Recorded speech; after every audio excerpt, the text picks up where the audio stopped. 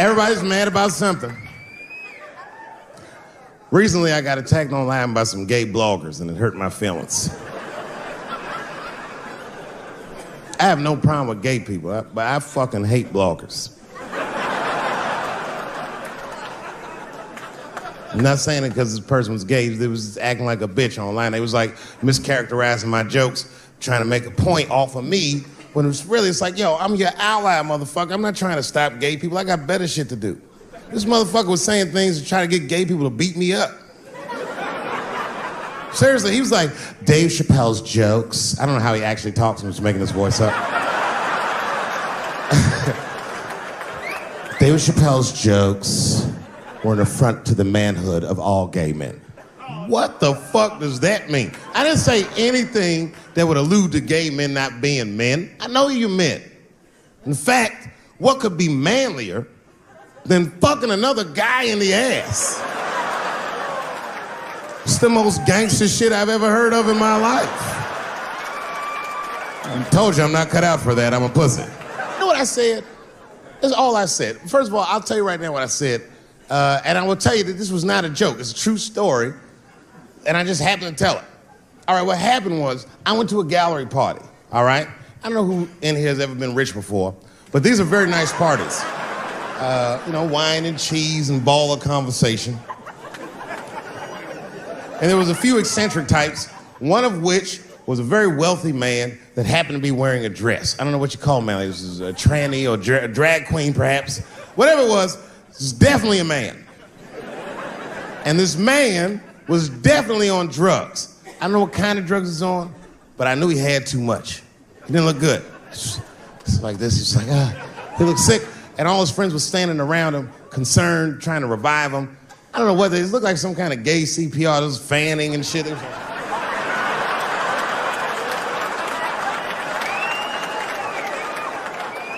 I saw all this from a distance. Now, I should have minded my own business, but I got curious. I was like, oh. And I went over there. All I said, excuse me, gentlemen, is he okay? And then they looked at me like I was evil. She is fine. I'm sorry, I didn't know this is what we were doing. Here's my thing. I would support anybody's right to be whoever they feel like they are inside. I'm your ally in that.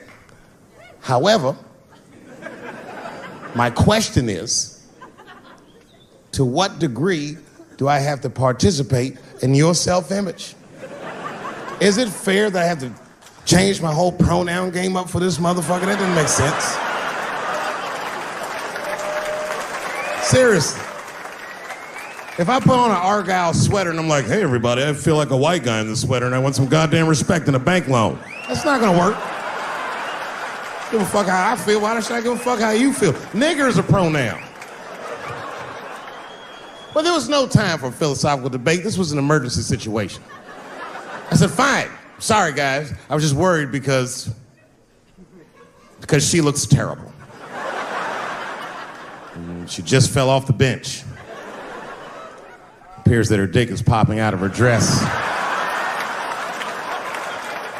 You mind if I call an ambulance, champ? I'd rather not be at a party where a tranny ODs. There's too many questions to answer.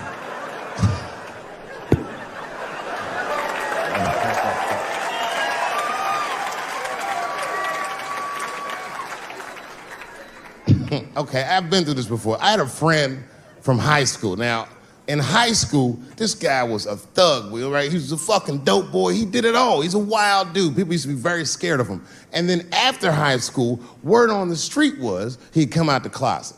I personally didn't believe it. I bring him up because last year, he calls me out of the blue like, yo, what's up, man? I got your number from so-and-so, and I heard you're gonna be in New York doing a show. Could I get some tickets? I was like, fuck yeah, get some tickets, man. How you been? He said, well, we'll catch up at the show, man, but yo, I appreciate it. I'll see you soon. I said, all right, man, take care. And I was about to hang up, and I couldn't resist. I was just like, hey, nigga, I heard you was gay. What's going on with that?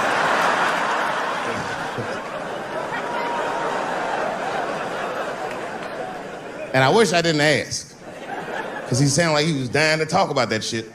And he had a long story about it. And it's not that I didn't care, But I was, I don't like talking on the phone. I was watching TV at the same time. So I just wasn't really paying attention like I should. But I was trying to sound supportive, but I didn't really know what to say. So I was just like mumbling shit throughout this conversation. I was just like, nigga, you gay, man. You just gay. This went on for a while, and then finally I had to say something like definitive to get him off the phone. And I was like, hey, man, you know what? Don't let people get you down, all right? And the next time someone tries to make you feel bad about yourself, just remember, everybody fucks funny to somebody.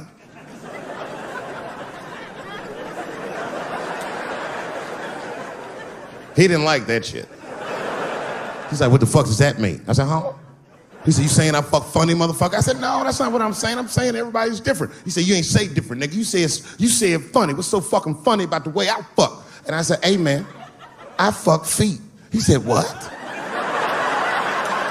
Oh, this is not a joke, ladies and gentlemen. I get women to squeeze their feet together like this, and I fuck them right in that little space in their feet. But you can't build a community behind that shit. There's no flag for us.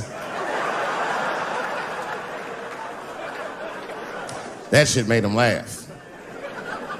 And the next day, after the show, I saw him backstage. He was like, yo, what's up, man? I'm like, oh, shit, what's going on? And he had his buddy with him. He goes, Dave, I want you to meet Manuel.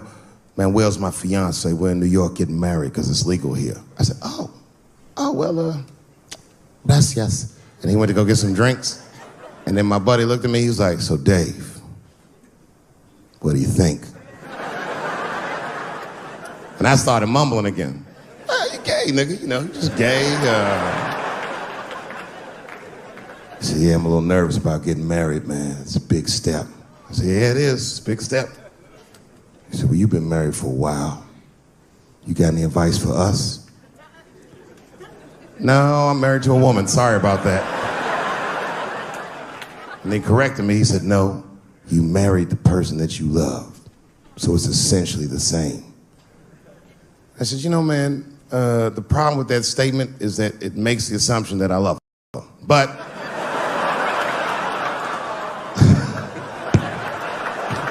you guys lighten the fuck up. Of course I love my wife. She laughs at this shit. As a matter of fact, she eats and spends this shit. You know what I told him? I told him, I said, you know what you should do, man? First of all, you shouldn't do it. I'm talking about being legally married. It's not that you're gay as much as just legal marriage is a fucking diabolical leverage game in the United States. I'm just being honest. Devoid of religious significance or the idea of love, marriage is nothing but an awful contract that you shouldn't sign. I'm just being real. Because you start out loving each other, and then like 2 years later, you're just building a case against one another for a hypothetical court date that may or may not ever happen. You throw being gay on top of that, that shit is explosive. Like I said, Ray Rice shit. Okay, right after Ray Rice went through all that shit, I was at a party and I met this kid, Michael Sams. You know Michael Sams? Very nice guy. He's the first openly gay NFL player. And Mike's a very nice guy, very brave guy. But when I met him, I couldn't help but thinking, his wife up in the elevator. Is that domestic violence or is that just two niggas working shit out in the elevator? You know what I mean?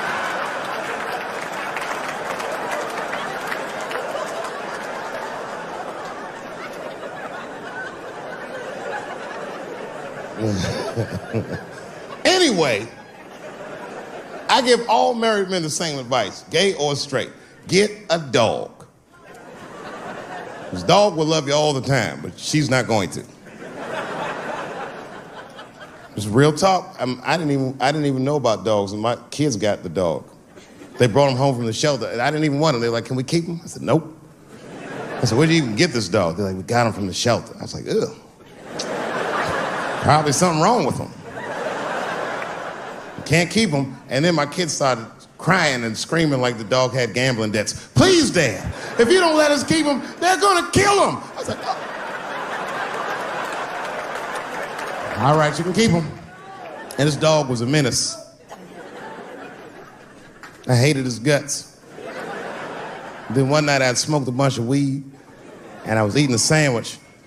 And Baba came over. Baba's a dog. He came over and was staring at me. This will make you very uncomfortable if you're just looking at you usually.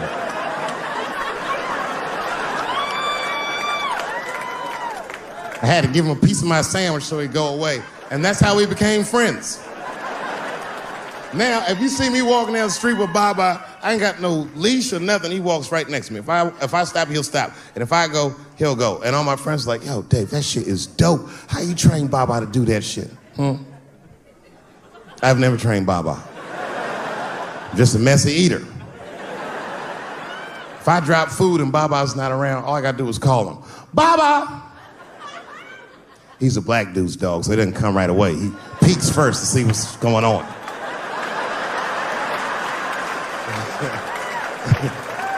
I gotta tap my foot so he can see the food. Over here, little buddy. And he's like, thanks, Dave. He'll come get it and run off.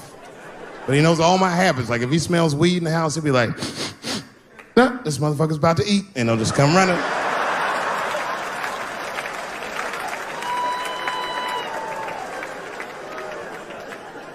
Baba got me through a very difficult time.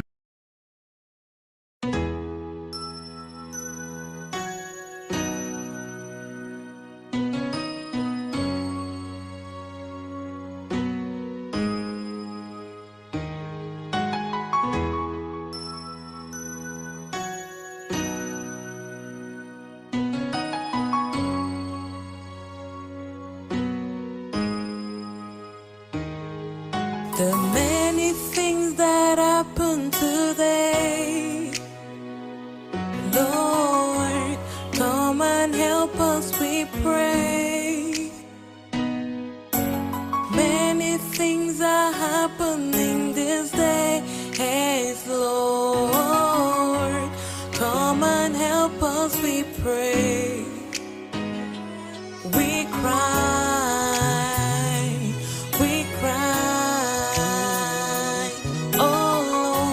Come and help us, we pray.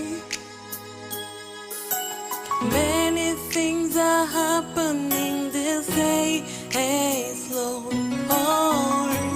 Come and help us, we pray. Our leaders are fighting, the people so confused. Father, let justice prevail.